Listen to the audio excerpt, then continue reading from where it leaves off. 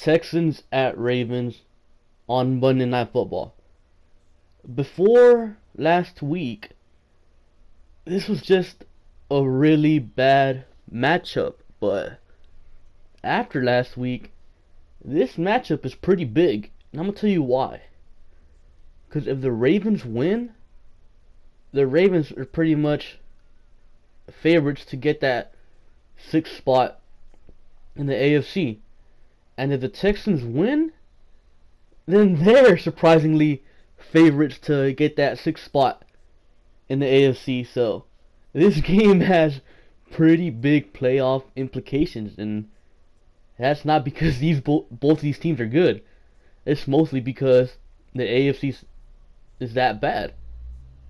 So yeah, it's pretty crazy. Anyway, let's get right into this matchup. Our rushing offense versus their rushing defense.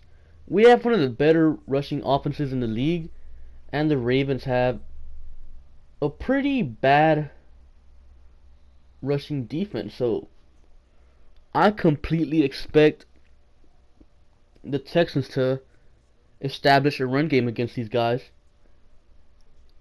and that's pretty much it, really.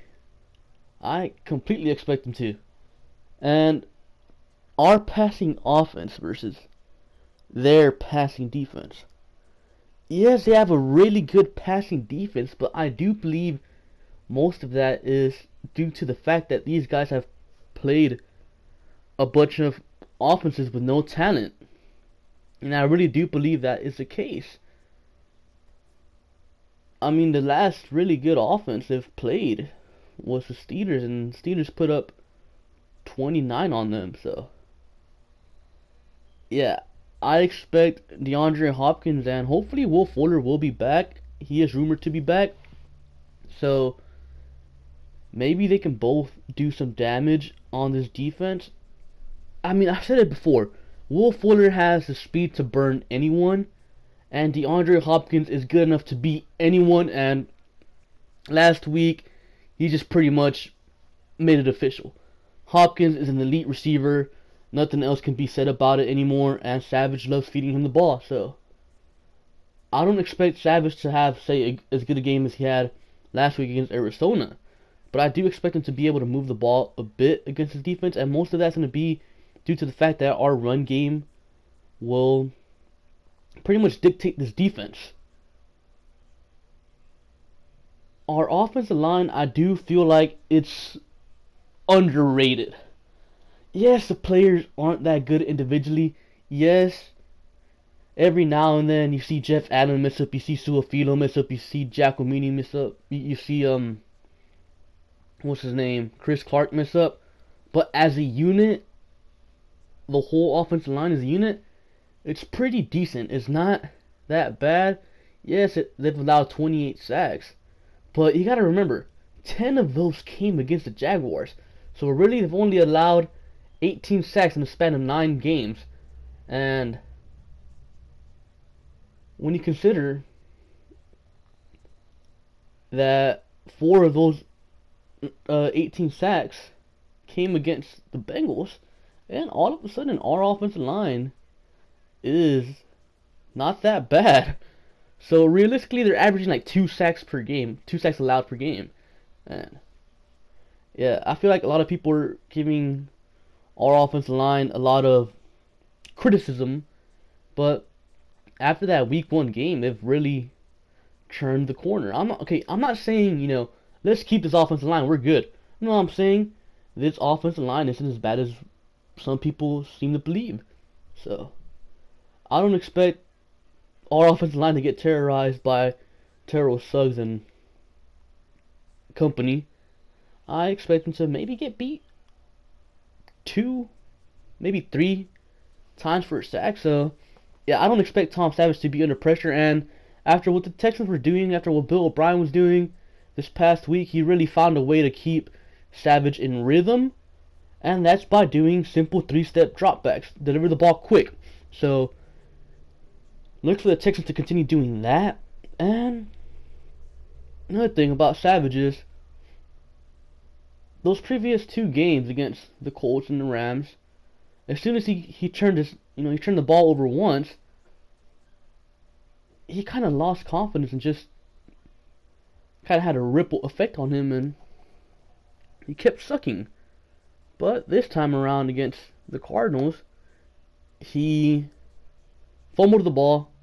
Cardinals got it, and he threw a pass that got intercepted, but really wasn't his fault. But he was able to turn the corner and not let that affect him, and kind of stayed confident throughout the game, and was able to lead the Texans to a game. So Tom Savage's confidence has to be at an all-time high now. So I do expect his offense to not completely, destroy this Ravens defense, because that's not going to happen. Let's be honest.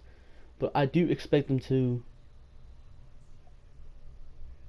do some damage. Now, this Ravens offense versus our Texans defense. The Ravens offense is pretty much just the running game. It's running back by committee pretty much over there in Baltimore, and they have a middle of the packed rushing game. And the Texans, as you guys know, the one positive of this defense is